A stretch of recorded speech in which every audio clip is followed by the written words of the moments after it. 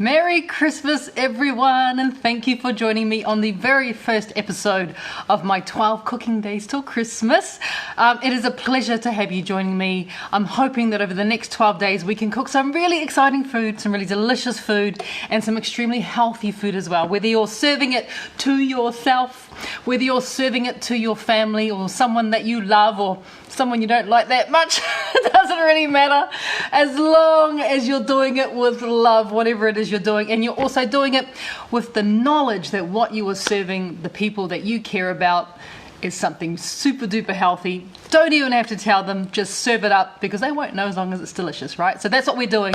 So thank you for joining me tonight. It's kind of the evening in Sydney here, 6 p.m. in Sydney. I thought we'd start our 12 cooking days till Christmas with a recipe straight from the ebook. So the ebook that I released a couple weeks ago, which is Bridget's Healthy Christmas. If you have a copy of your ebook, feel free to go and grab it now because if you want to take notes down there that you may have printed out your ebook, and if you want to take notes, this is a perfect opportunity to take notes because I'm going to give you a bit of a masterclass when it comes to making Christmas pudding, Christmas cake. This recipe can do either or. You can make a pudding or you can make a cake. Depends on what you want. How cool is that, right? You don't have to have two recipes. You can literally double the recipe and make one cake and one pudding. Yay! And if you have been to one of my masterclasses in one of my book launches in the last 2 or 3 weeks, you may have just tried some of my Christmas cakes. So I know that you guys enjoyed it. I'm hoping that anyone who's going to be making this for themselves, like I said, for your Christmas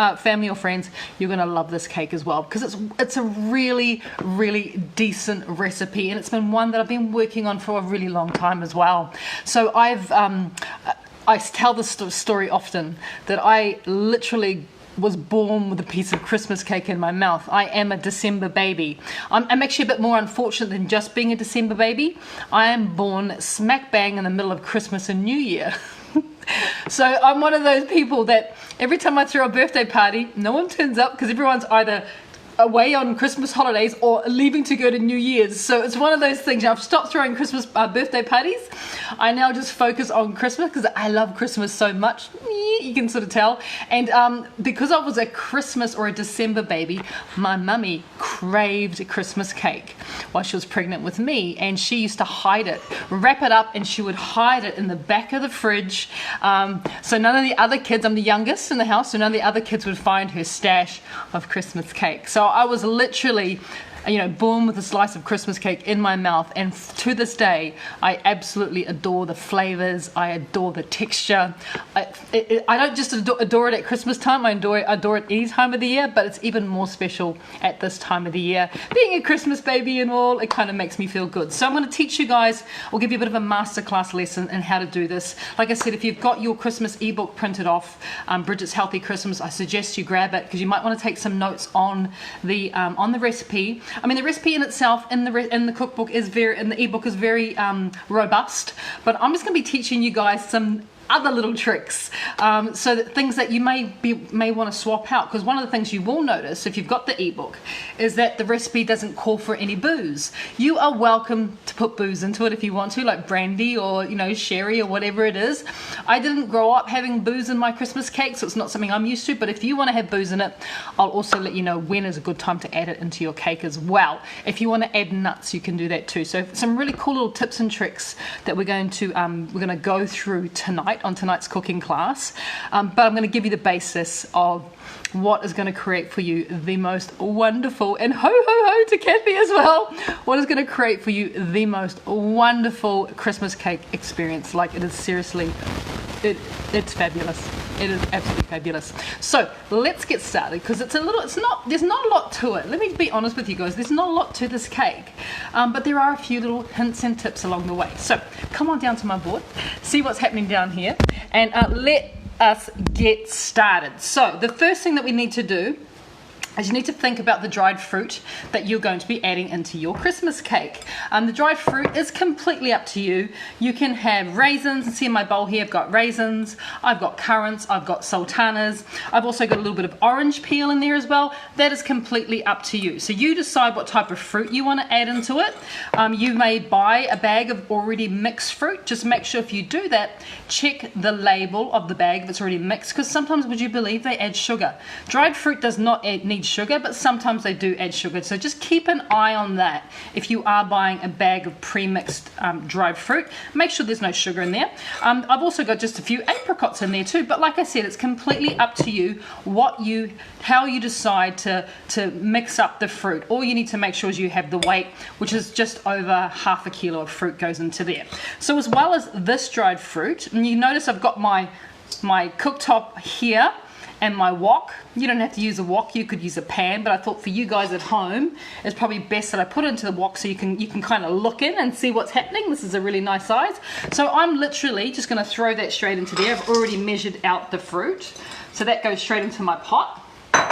I then am going to take up the next fruit. Now this is a fruit that I suggest you don't leave out and swap. The next dried fruit I'm going to add in is prunes. Now these are pitted prunes, but prunes are amazingly moist, and what we want to do is we want to keep this Christmas cake incredibly moist. So these prunes are going to help to give us that moisture. Now you've all heard of the old traditional plum pudding. You know, is it someone put his thumb into a plum pudding? Who was the guy who put his thumb into a plum pudding? Do you remember, Mahi?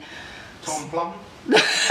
Tom Plum. I was going to say Tom Sawyer. Someone in one of the old fables put his thumb into a plum pudding.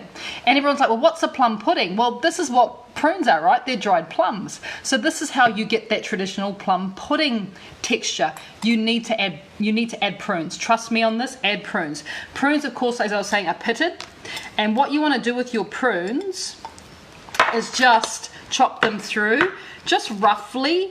You don't want big pieces of prunes. So, you know, if you think about our fruit, they're all in quite small pieces. You want to make sure that your prunes are definitely chopped through as well. And I would totally do this by hand, because adding them to the bowl of a food processor, it just turns into kind of mush. It's really bizarre. So I would suggest, and it doesn't take long, you know, just pop them onto your chopping board and give them a chop through.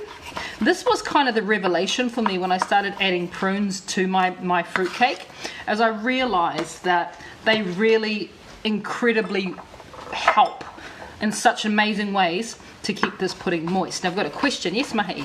Little Jack Horner. Oh, Little Jack Horner. Thank you. Not Tom Plum. It was actually Little Jack Horner. Sat in the corner. And what was the rest of it? What happened after that? He sat in the corner, Little Jack Horner, eating something. He was probably pigging out. I think he was holding out. In Tongan we call that kai boa. He was having a holdout. He was having a holdout session, Little Jack Horner. He was sitting in the corner, and then he stuck in his thumb and he pulled out a plum and he said, "What a good boy am I believe, something along those lines." So prunes are going in there. I actually, believe it or not, I only had I didn't have quite enough prunes for this recipe, so I actually substituted it and just threw in a few dates. So you can kind of ad-lib a little bit, provided you do have those prunes in there, because they're going to, like I was saying, they're going to make a massive difference on how moist this Christmas cake is, and or pudding. And one of the things that people who've had this or tried this at the cooking classes and the book launches that people have been coming to, is they have all commented on how moist this is. That's why you can interchange it as a pudding or a cake, because it doesn't even resemble a cake really. It is just super moist. So those all go into the pot, in my case the wok. But you know, you don't have, like I said, you don't have to use a wok. I'm just using a wok today because, like I said, for you guys, so you guys can see what's happening. Let me just move forward a little bit. Alright, so those are in there. The next thing you want to add is some fiber syrup. Remember, this is the prebiotic fiber syrup that we use. It is very, very, very low in calories. I'm using the gold fiber syrup. You don't have to use the gold one. You can use the clear one if you want to. That goes straight in. This is not only going to help to give our recipe a lovely sweetness to it without adding any calories, really good for diabetics, but the other wonderful thing about our fiber syrup is that it's a prebiotic, so it's really good for our gut health. Now this is a sucrin fiber syrup, sucrin, S-U-K-R-I-N. You can only at the moment get this online, and as you can see, I have officially run out of sucrin. A little bit sad, waiting for my next delivery. It's a little bit delayed, so hoping to get that soon. So fiber syrup goes in there. The next thing you want to think about doing is adding just a little bit more sweetener. Of course, we don't have any sugar in this, so there's a couple ways that you can do this. In the recipe, I call for monk fruit sweetener. You don't have to use a monk fruit sweetener, and those are usually available. Monk fruit sweeteners are available via the supermarket. I know that Woolies sells one. Just go into the sugar-free section, or even in the baking section you might find it. You could also, instead of a monk fruit, you could add, and I've gone back to the sucrin, guys. This is another type of sweetener, all natural, and this is the brown sugar style sweetener, so you could add this in. But if you don't have any of those and you still have your wonderful jar of inulin, you could also add that. So you've got 3 different types of sweeteners that you can add into it. You decide which one you want to add. It's completely up to you. I'm going to go with this one today, and I'm just going to add the sugar. It looks like brown sugar, right? Looks like brown sugar. This is the closest thing you're going to get to brown sugar from the sucrin, guys. It is really, really crazy. Very, very good. And the texture is so similar to brown sugar. Look at that. So that is in there now. All my sweeteners have been added, apart from one more, which I made myself, which is super exciting. Where is it? I've lost it. Oh, here it is. So in my little food processor, I make my own apple puree or apple sauce. So all I do is I peel my green apples. This is about 6 apples is in here. I peel my green apples. Once my green apples are peeled, I then chop them into chunks, put them into a pot with some water, just cover them with a little bit of water and bring that to the boil. After about 10 minutes, I get a lovely soft apple. I drain off the water, pop the apples in here, and then I have that incredible apple puree, nothing else added to it. This is also going to help to sweeten this. It's also going to help to balance it out as well. So I'm going to add, and I better measure this one. Can't remember how much it was. I'm going to measure this one in. I think it's 125 or something like that. You can just refer to your ebook if you're wondering what the quantities are in this. Okay, just make sure I add that in. Yep, wonderful. Doesn't 125? It's still got all that left. I'm now going to put that into a container. So good, and pop that in the fridge for later usage. So you get your own apple sauce with no sugar, which is fantastic. So that goes in. The other thing we want to think about adding all into here, of course, everything goes into here. I'm going to add a bit of water. That's going to go in as well. This is just going to help to keep things nice and silky and well hydrated during the cooking process, which is important. So just plain water goes in there. Doesn't have to be hot, doesn't have to be cold, just plain water goes in. So now we've almost started to get this lovely little, saucy thing happening there. You've got a question, I believe. So I had, Yvonne, I had the dry fruits that I had in my mix with sultanas, currants, raisins. I had a few dried apricots in there, and some orange peel that I threw in there as well, just for a bit of the zesty happening in there too. So the next thing we're going to do is we're going to add in our mixed spices. So, just our spices. So the first spice I'm adding in there is mixed spice. So it's just a blend that you get from the supermarket. That's going to go in. I like the spices. For me, this is what smells like Christmas. I love this so much. Right, cinnamon's going in there as well. Pot of cinnamon, about that much. Really well measured portion of cinnamon goes in there. And the last one I'm adding is a bit of nutmeg. Can go in there as well. There you go, equal quantities of those spices are now in there. I'm going to add as well just a touch of baking soda, just a touch. Like probably, I'm actually going to get a teaspoon this time because my fingers won't fit in the jar. So I need a teaspoon, and literally like that much, hardly anything. Oh, a bit of a pinch of baking soda goes in. And that is the mixture so far. So all we need to do, grab myself up my wooden spoon, give it a little bit of a mix. Turn our little machine on, and you want to put it onto, well, you want to start it off on a medium heat, because we want to bring it to the boil. So that's our first mission here. Now that we've got all the ingredients, this is kind of what you can see what it looks like. It's kind of soupy.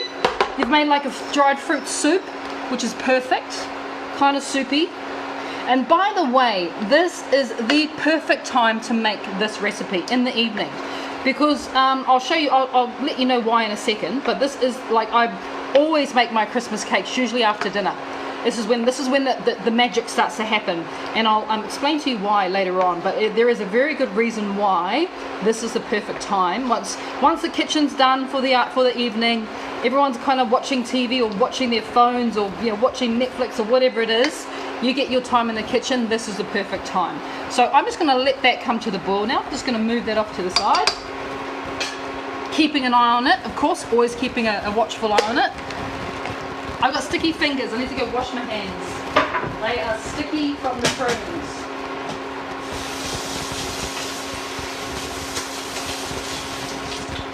Okie dokie. Right. So the next step, while that's doing its business, the next step for us is to consider what you're going to be cooking. Oh, come up here. Let's have a chat. The next step is to consider what you're going to be using to cook your cake in. Now, this mixture here makes a 1 kilo or 2.2 pound Christmas cake / pudding. So quite a decent size one. And how I like to do it is I like to have it in something like this, so it's really quite high as opposed to being flat. I like to have a small round but a great height from it. I just think the cake looks so cute when you're serving it like this, but of course it's up to you what size tin you use. Maybe you want to use a wider one but a little bit flatter, but I think this just looks kind of cool, but that's me personally. Up to you what you use. Now when it comes to this tin, you don't have to have a non-stick one. As you can see, this is not a non-stick tin. This is just a really good pudding or cake tin that I'm using, and one that I've had for many years. So we need to definitely consider what we're cooking it in and how we're going to line it, because lining is really important. So I'm going to bring you back down here so we can go through the lining process. And the lining process actually starts with our non-stick baking paper. So I'm going to take a bit of that. Hey, are you able to, oh no, never mind, I've got one here, never mind, I found it. So we want to first think about what we're going to put on the inside. So I need to just cut myself off a little bit of baking paper. And the reason why I'm doing it just in this one sheet to begin with is I'm going to be cutting a circle. So I'm just going to use my pen just to roughly give me a guide of what that circle is. I can just barely see it. That was not a great pen, but that's okay. Like I said, it's only rough. Then taking up some scissors, just going to go around and just make my circle. So I'm creating the paper for the base of the tin first. And it's always a good idea to do this because you don't want it to be all messy. You want the pudding or the cake to look quite smooth when it comes out. So if you just shove baking paper in there, it's not going to be a lovely perfect round. So this is definitely a good idea. And the other thing I like to do, let me grab it, is the only time I use any type of spray oil is just to use it as glue. So I'm just now going to put that down there and use it as glue. But before I do that, and this is the little secret that I actually learnt off my grandma, is I need to actually I'm not just going to line it once, I'm going to line it 3 times. So I'm going to have 3 lots of paper on the bottom, and then I'm going to have 3 lots of paper around the side. And the reason for that is that we want this cake to cook very gently. So we want to create a barrier between the tin and the cake. And the way that we do that, just to make sure it doesn't get too hot, is we use a couple of layers of baking paper. So I've now got 3 bases here, just by using that template to make my little circles. Like I said, it doesn't have to be perfect. Circles. Good enough, right? Good enough. Yeah, that's good enough. Okay. I'll still use some of that later on. I think I'll put that there. So these can now go onto the glue, which is the oil. Pop that down. I'll show you what it looks like. Looks looks like that. So it's pretty clean around the sides, which is really important. Now let's think about doing the sides as well. So first thing I'm going to do is just take a little bit of this canola spray and just gently, you don't have to go crazy, just gently spray it around the sides. I'm going to use up some of this because why not? You don't want to waste it. And I need to actually think about putting 3 layers on the sides as well. And it's okay to go over the top. That is absolutely fine as well. Your cake's not going to rise, by the way. It's not going to rise, but there's nothing wrong with you actually just having it going over the top there as well. Remember, if it doesn't look perfect, it's rustic. That's the word we like to use. Oh, it's rustic. Look, it's rustic. So that's not even 1 layer. We need 3. So back to my box of paper I go. And once again, I'm going to take some strips around about that wide. About that wide. I'm going to do another one. And I'll probably do 1 more.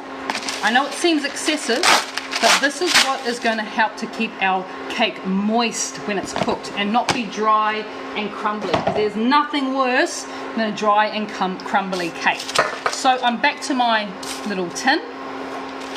I now want to put this piece in, so I'm just going to actually put the glue on this side. A little bit of a spray. Means that we're going to have some glue in there. Keep going, a little bit of a spray. Not too much, just a bit of a spray. If you don't have any spray oil, you can just brush it with a little bit of oil that you might have. And remember, we want 3 layers. 3 layers on the bottom and 3 layers on the side is really, really important. 1 more time. There we go. So, this is the finished product after we've put in all our paper. This is probably the most tedious part of this entire operation, is this. It always annoys me every time I have to do it. I'm like, really? Oh gosh. So much so that the next step as well is a little bit tedious, but it's okay, because what's happening over here is our fruit has now come to the boil, which is perfect. So we want to give it a little bit of a stir. You don't have to keep an eye on it. You just have to give it a little bit of a stir. And now that it's come to the boil, I'm going to set a timer for 10 minutes. In fact, Mahi's going to set a timer for me for 10 minutes, if you don't mind, Mahi. We're going to allow this to boil gently, not rapidly, just gently. It is literally on medium temperature. Medium temperature. It's got little light bubbles like this, bubbles like that. If it's going like this, it's too crazy. Turn it down, please turn it down, because what's going to happen is you're going to evaporate all the liquid. Your fruit may even start to burn to the bottom of the pan. So just make sure you have little gentle bubble here. Little simmer, we're calling it. We've got this at this wonderful little simmer. And then while that's simmering, let's finish off this here. So now that we've got 3 layers around the side, 3 layers in the middle, like I said, this is what my grandma taught me. My grandma was like the cake baking ace. She was incredible, amazing at baking puddings and cakes. I trust her implicitly that what she knew what she was talking about. So the next thing we're going to do is we're going to think about actually putting some paper around the outside as well. So what I have here, and I'm using this because normally you would use newspaper, but do you think I could find a newspaper? I get all my information online. I do. I have digital subscriptions for online newspapers, so I don't actually have a newspaper in the house. So thankfully, I was able to track down some brown paper, and this brown paper, would you believe, actually came from the inside of my boxes of books. So it's very food orientated, which is great. Yes, we've got a question, Mahi. Well, Leslie, what size is the tin and can if I make 2 from this recipe? Okay, I didn't hear any of that, so you're gonna. Could you?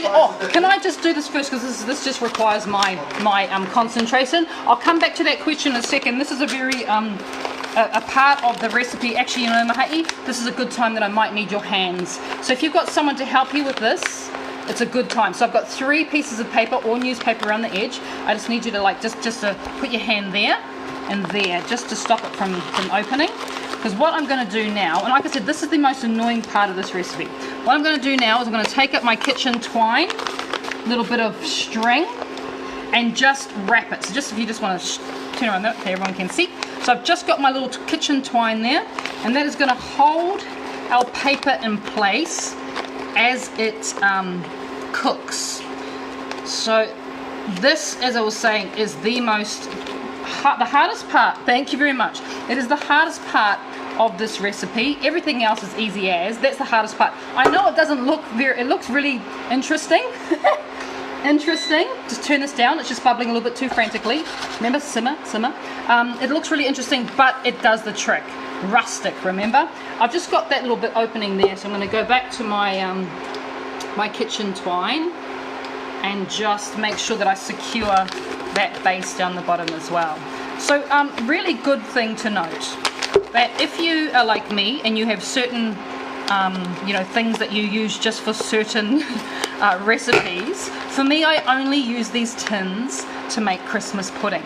So once Christmas pudding, or to make pudding in general where it needs a really slow cook, so because I only use these tins, I never actually take the outside off. I'll show you what I've got here. Have I got one here? This one here.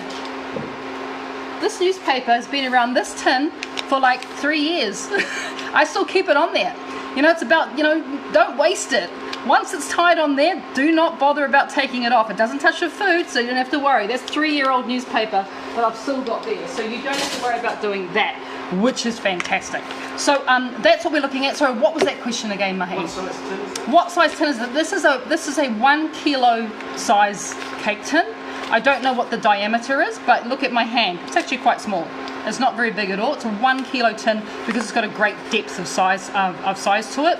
If you were doing it in a smaller tin, I would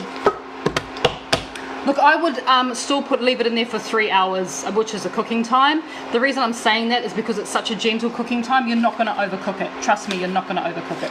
So unless your cakes are like that big and they're like a third of the size, I would still leave it in there for 3 hours. Maybe check it up to 2.5. Keep an eye on it. But in general, unless you're doing really, really small ones from my recipe, one cake this size, if you're not breaking them into two, is going to give you a 3-hour cook. Yes, Mahi. More than one cake? Is it still the same time? Okay, now I'm really confused. What does that mean? You mean you've made... You've made 2 of those? Yeah, just same time frame. Oh yeah. So if you've made 2 cakes, so you've doubled the recipe, you put them into 2 tins, same time frame. Exactly the same time frame. All right, so that's that done, which is good to know.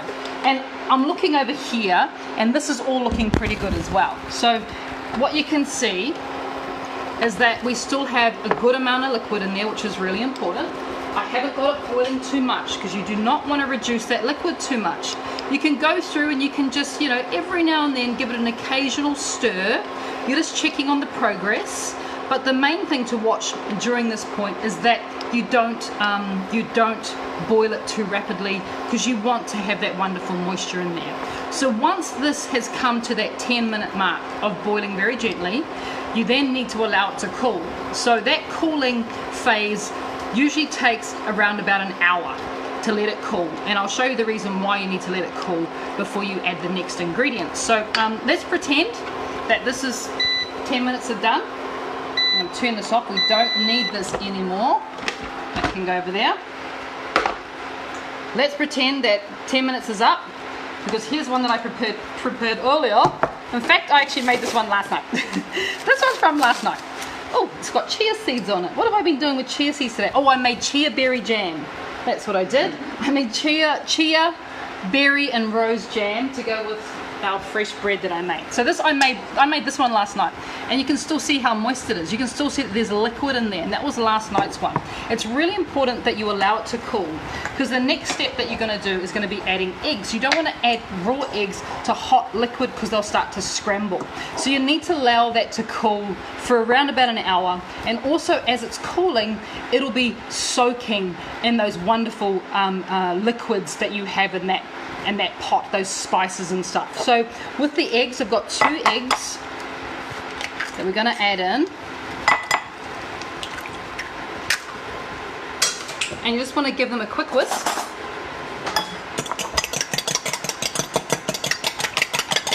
Just a quick whisk together, just until there's no streaks visible.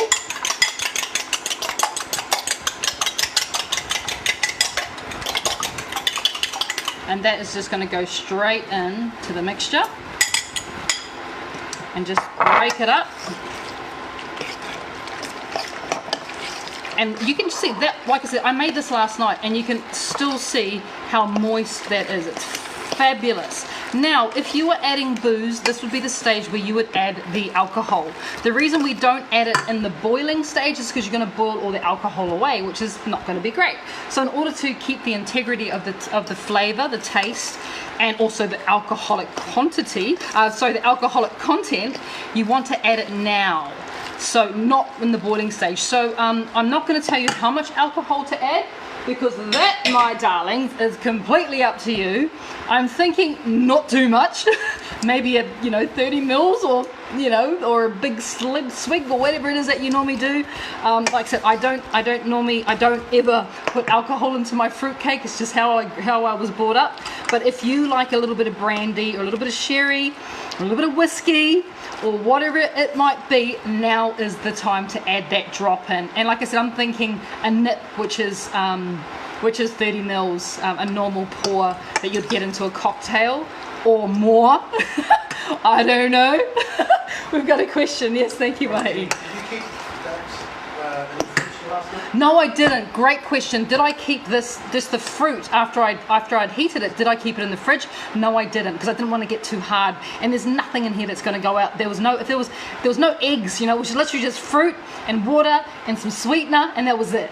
So it's spices. So I kept that just on the bench, just covered it with cling film, left it on the bench, so it doesn't get all hard, which would be nasty. And then you have the ability to just mix your eggs through just like that. So now we're going to finish it off with the dry ingredients. The dry ingredients are very, very simple. I am adding almond flour to it. I'm going to put it back on the scales so I get the measurement right. So I'm adding almond flour to it. But if you want to make a nut-free version, because this is the only time we've added nuts in, if you wanted to make a nut-free version of this, you could definitely swap out the almond flour for a gluten-free flour, just a plain one. If you didn't want to do that, because of course there's rice and gluten-free flour, if you didn't want to do the gluten-free flour, you could also try it with another type of flour that is non-nut. For example, you could try it with sunflower seed flour. It'll be quite nutty, I must say, but you could definitely try it. So there are alternatives. Oh, that's the 10-minute mark, thank you. That's how long this would have normally been boiling, 10 minutes. So almond flour goes in there. As I was saying, you can use gluten-free plain flour if you want to keep this nut-free, which is absolutely fine. And the last thing that we're going to add in here is just some baking powder. Like I said, not that it's going to rise very much. This is not going to, you're not going to have this big cake puffing over the sides. Christmas cake, as you know, it's dense, it's full on. It is absolutely wonderful, and it is this easy to make. I mean, the main real watch points for you guys when it comes to making this is during that boiling process, don't let it boil too hard, because you don't want to boil away all your lovely moisture. Look at this. Are you watching this? And you're doing it all in one pot. How good is it? It's not even that hard to clean up afterwards. It's a pot and a spoon and a wooden spoon. It's pretty fantastic.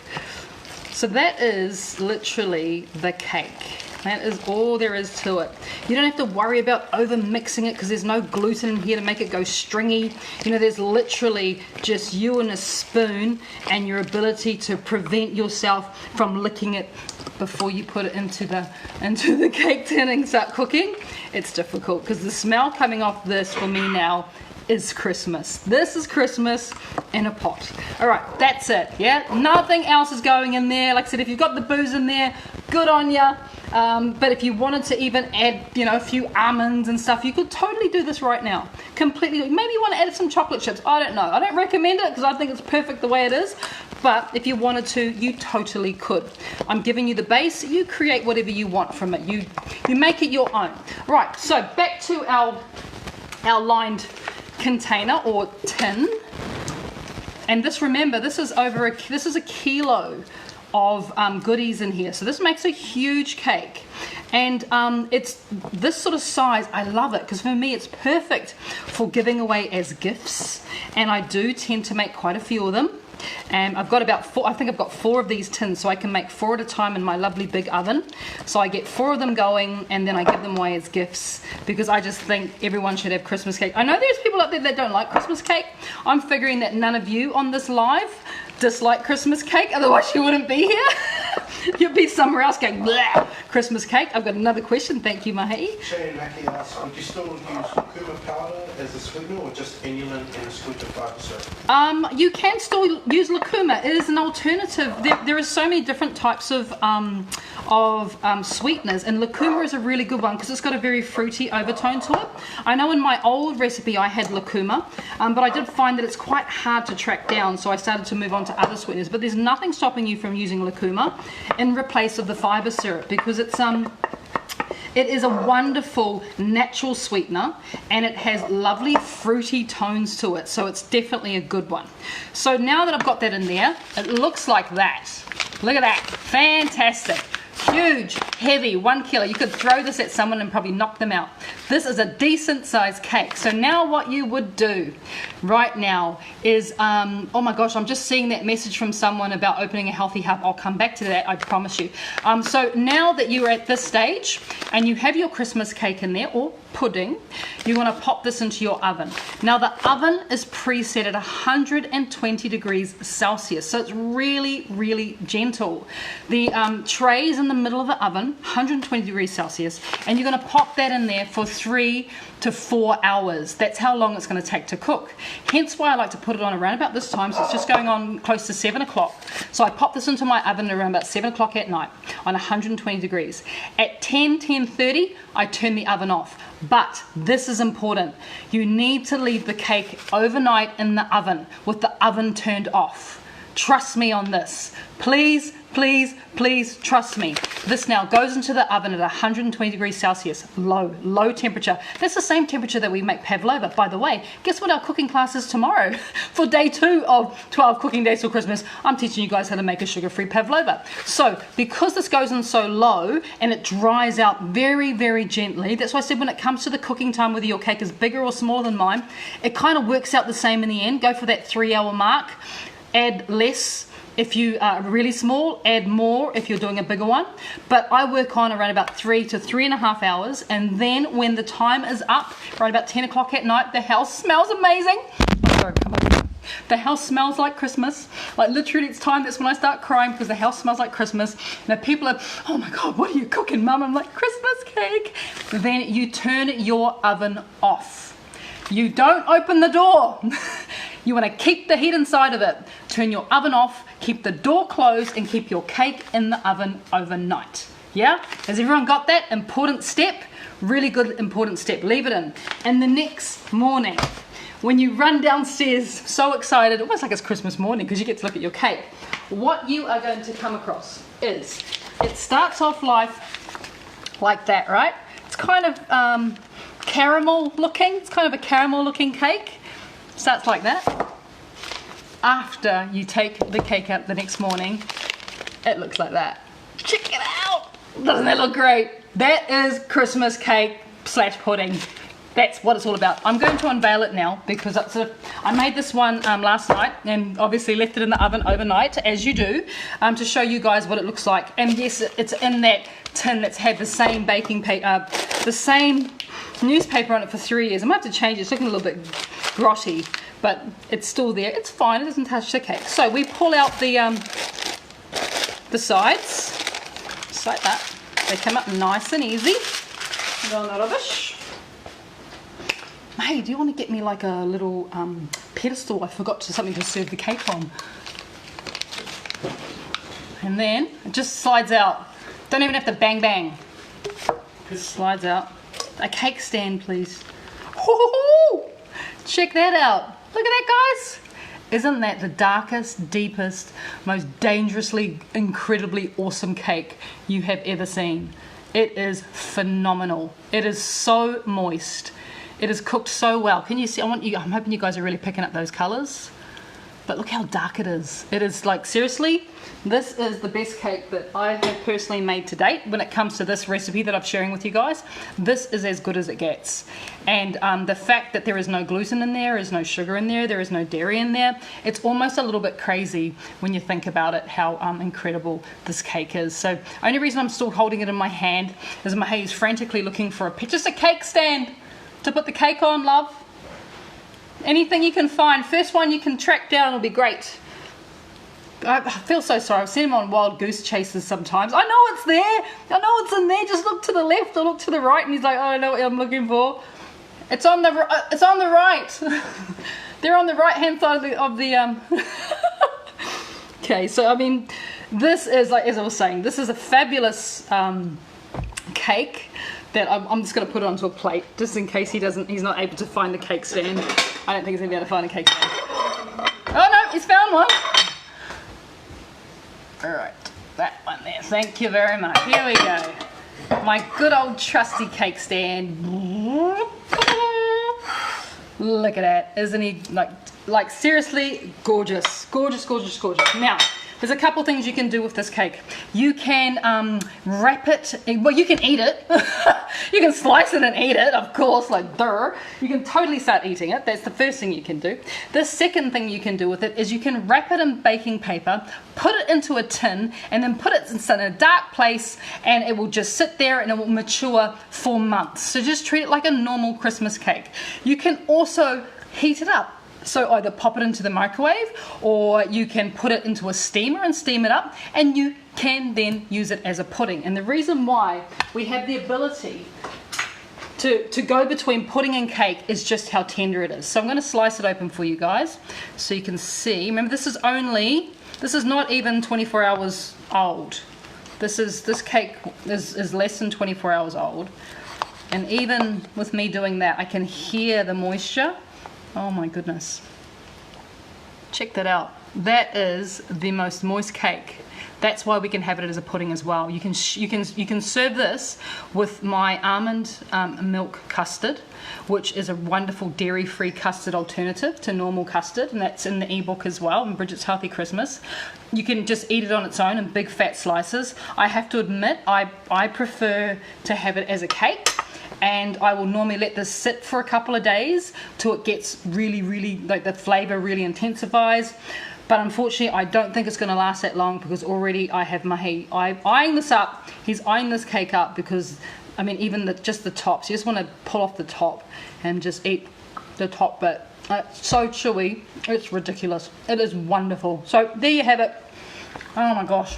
Oh, it's so good. Got one more question. Yes, Mahi.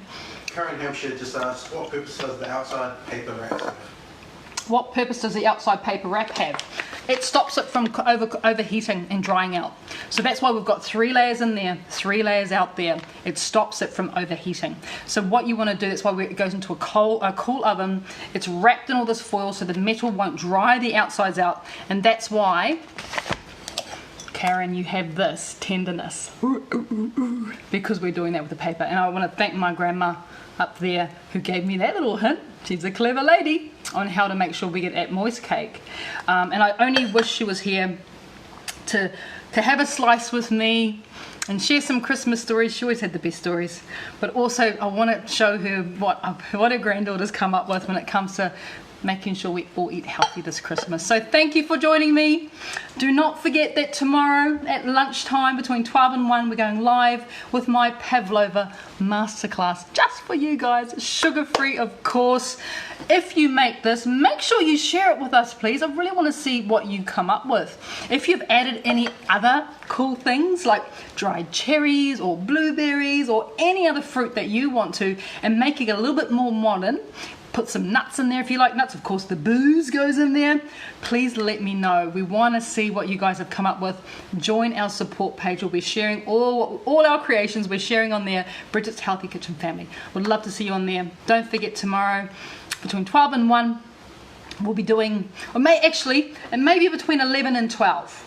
11 and 12. I'm just thinking about my day tomorrow. I reckon between 11 and 12, we're going to go live with our second installment of 12 cooking days till Christmas. And it is going to be my pavlova masterclass. And I'm also going to teach you guys how to make coconut whipped cream as well. So it's going to be dairy-free, sugar-free, gluten-free, fabulous day tomorrow. I'm going to have a slice of this with a cup of tea now, because that's what it's about, right? All right, guys, thank you for joining me. I'm going to also be popping this in the oven, because now we've got 2 Christmas cakes. It's so exciting. And I've got 3 Christmas cakes. I've got to turn this into a cake as well. So much things to do. All right, guys, love you and leave you. Hope you have a wonderful, wonderful weekend, whatever it is you're doing. And I'll see you tomorrow for day number 2. Take care.